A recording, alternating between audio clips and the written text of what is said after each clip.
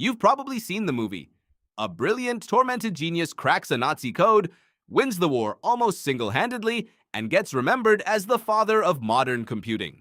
That story is true, but it's not the whole story. Because the hardest code the Nazis ever used wasn't the one that movie was about. And the man who broke it never saw a machine, never saw a diagram, and never got a film. His name was Bill Tutte.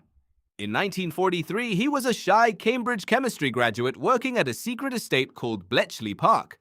While Alan Turing's team fought the Enigma machine, a different signal had started appearing on British radios. It wasn't Morse code. It was something faster, denser, and far more advanced. The Germans called it Tunny. It carried messages from Hitler himself to his top generals. Nobody at Bletchley had ever seen this machine. Nobody had a manual. Nobody had captured one. So how do you break a code when you don't even know what built it? Tutte sat with a pile of intercepted gibberish and started counting. Just counting. Letter patterns, repeated intervals, tiny statistical wrinkles buried in thousands of characters. For months, he found nothing. Then, late one night, a pattern surfaced. A repetition, 41 characters apart. It shouldn't have meant anything.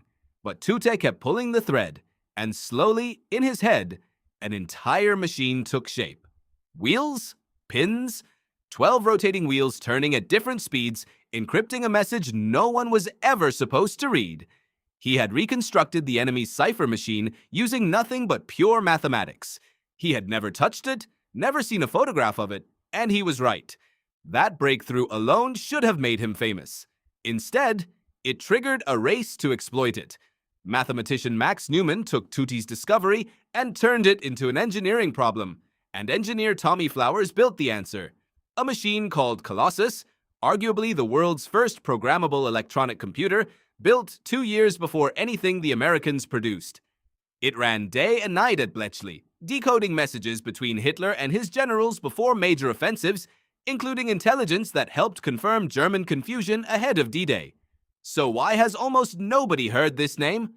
Because Britain classified the entire operation for decades. Tutte, Newman, and Flowers were bound by the Official Secrets Act. They couldn't tell their families. They couldn't put it on a resume.